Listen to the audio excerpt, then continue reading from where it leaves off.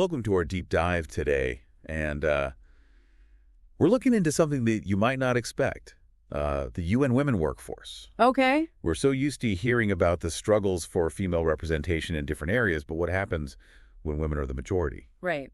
And that's what we're exploring today based on some internal analysis of UN women's workforce composition across different levels. Yeah, it's a really fascinating case study, I think, especially considering, the UN's own history. In the early days, women were largely relegated to, secretarial or support roles.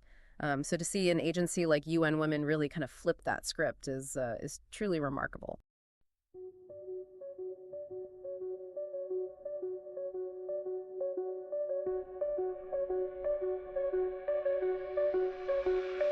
Data on the screen, numbers come alive. Male, female flows where the patterns thrive. Visual charts, public colors unify. Gender decoded, bringing truth to light. Small drum fill.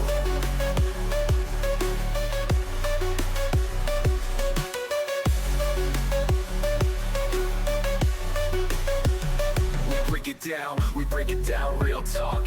Trends unveiling, facts from every block. Here's your insight, watch the data glide. Gender decoded, let the beats collide.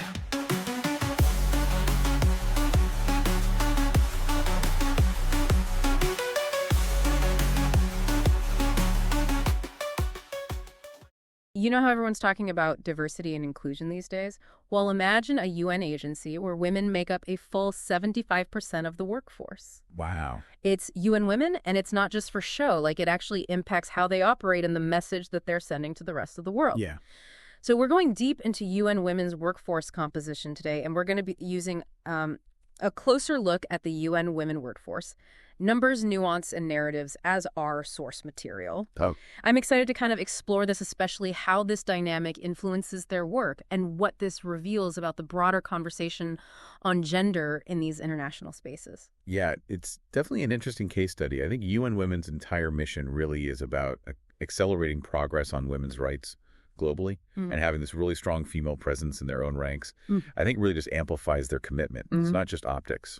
It's about lived experience informing strategy. Right. Can you imagine the just wealth of perspectives and insights that are brought to the table? For sure, and the numbers are pretty astounding too. Yeah. We're talking a 3-to-1 ratio of women to men, and that's across headquarters, regional offices, and even on the ground country offices. Wow. So let's break this down a little bit. Headquarters has about 337 women to 95 men.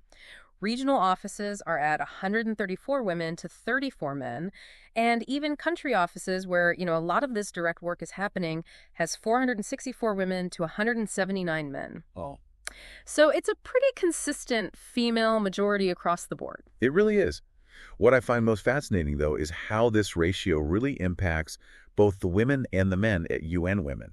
Yeah. Think about it for women, this environment where they see themselves reflected in leadership. They have access to these really robust mentorship networks, and it really disrupts these traditional hierarchies that we see in a lot of other organizations. Absolutely. Yeah. So it's like they're living the change they're fighting for kind of on a global scale, right? Yeah. But what about the men? Is there kind of a sense of being outnumbered? Well, actually, the source material highlights some really interesting perspectives from the men at UN Women. Okay. And one male staff member is even quoted as saying, "It made me question a lot of assumptions I had about leadership and made me a better advocate for gender equality." Wow. So I think this environment really pushes men to be more conscious of their role in supporting inclusion, and it really challenges those unconscious biases that we all kind of carry. That's a perspective you don't often hear. Right. And here's where I think things get really interesting. Okay. UN Women's 75% female representation doesn't just stand out, it actually blows the UN-wide average out of the water. Wow. It flips the script on the usual diversity discussions and showcases what a successful woman majority environment can look like on this global stage. Yeah, it makes you kind of wonder what kind of ripple effect could this have for other UN agencies or even organizations beyond the UN? Could this be like a blueprint for a new kind of leadership structure? That's a huge question. Yeah. What factors even contribute to UN Women having this unique makeup? Is it just a happy accident, or is there something more deliberate at play? Yeah, it's just kind of a coincidence. I don't think so. I think it's definitely not an accident. UN Women's workforce, I think, is really a result of deliberate choices and a deep commitment to their mission. Yeah. They've actively really cultivated this environment where women can thrive and lead. And that sends such a powerful message, not just within the UN, but to the world. Yeah. You know? I'm really curious to unpack this further. Like, what are some of the specific strategies that they've employed to achieve this kind of representation? Well, for one, their mission really naturally aligns with the passions of a lot of women, so they attract a large pool of female applicants right from the start. Okay. But it goes beyond that. You know, they also have these targeted recruitment policies and initiatives to ensure strong female representation at all levels. Right. For instance, they've adopted like flexible work arrangements and actively promote leadership training programs specifically for women. So they're not just attracting the talent, they're actively nurturing it and creating pathways for growth. Yeah. That's smart. But what about the historical context? Didn't UN Women evolve from other UN entities? Did that play a role at all? Absolutely. UN Women was formed through a merger of several smaller UN offices and funds that were already really focused on women's issues. Okay. And as you might guess, those entities were already predominantly staffed by women. Right. So they kind of inherited this legacy of female leadership and expertise that they've continued to build upon. It's really fascinating how those historical threads kind of weave into the present. Yeah. But it's not like a perfectly uniform picture, is it? The source material mentions geographical factors influencing hiring practices as well. Right. What did they mean by that?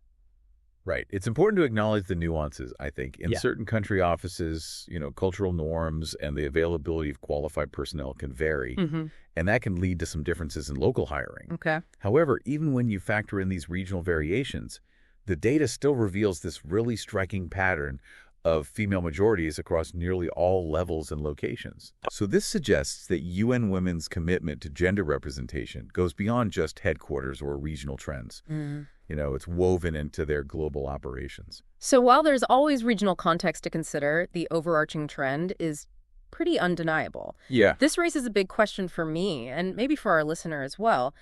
Can other organizations, even those outside of the UN system and tackling completely different issues, actually replicate this model? Right. Is this level of representation achievable in, say, a tech company or a government agency? That's the million-dollar question. Obviously, a 75% female workforce isn't the target for every organization, Right. nor should it be. Right. But the key takeaway from UN Women's experience, I think, is the intentionality. They didn't just stumble into this ratio. They made these really conscious decisions and put systems in place to make it happen. It seems like that's the real lesson here, the power of deliberate action. But let's be realistic, there are always challenges. Of course. Even with this remarkable workforce composition, UN Women still faces hurdles in achieving, global gender equality, right? Of course. Deeply entrenched gender inequalities persist worldwide, and UN Women operates within this really complex global landscape. Right. Their internal representation doesn't just magically erase those external obstacles. Right. What it does do, though, is provide them with a wealth of lived experience and diverse perspectives to inform their strategies and approaches. That makes a lot of sense. So to bring this back to our listener, what does UN Women's story really tell us about the broader conversation on gender equality? Is this a case of one unique organization, or is there a bigger message here? I think it really demonstrates that progress is possible. It shows that we can move beyond just talking about diversity and inclusion and actually create tangible change. UN Women's success highlights the power of female leadership and provides this really compelling example for other organizations to consider, even if they adapt the model to fit their own context. It's inspiring to see an organization not just talking the talk, but walking the walk. They're not just advocating for gender equality, but they're embodying it in their very structure. But let's be honest, some folks might be skeptical out there. Right. They might say, well, that's the UN, they're supposed to be progressive. Yeah. What would you say to those who think this model can't work outside of that specific environment? I'd say look closer at the principles behind UN Women's success. It's not just about hitting a specific percentage. It's about the commitment to representation, the deliberate actions they've taken, and the culture that they've fostered. Those are principles that can be applied across sectors, even if the specific strategies need to be tailored. That's a great point. So we've covered the data, the historical context, the global implications. But I kind of want to bring this back to a personal level for a moment. Yeah. What resonates most with you about UN Women's story? For me, it's a reminder that institutions can change.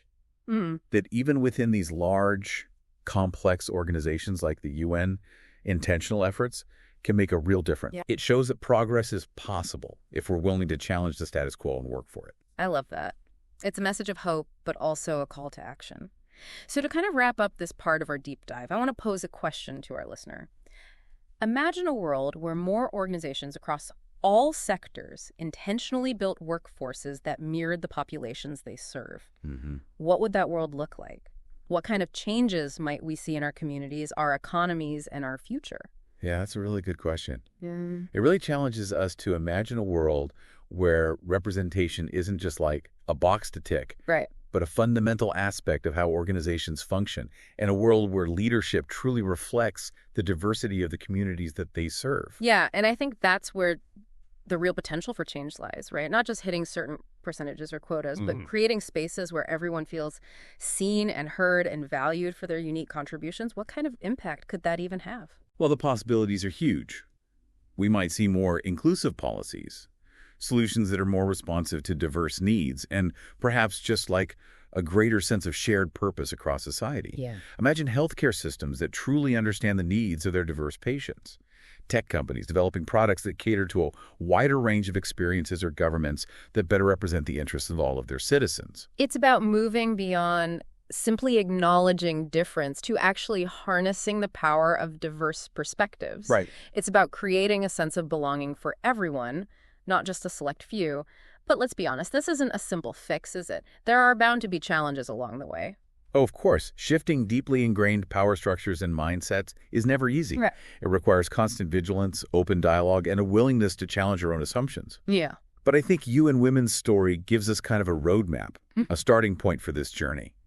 They've shown that it is possible to build organizations that are both effective and representative. Yeah, and perhaps even more importantly, they've shown that this kind of intentional effort can lead to tangible results. It's not just about feeling good, it's about making a real difference in the world. Exactly. It's about moving from aspiration to action. And it's a journey we all need to be a part of.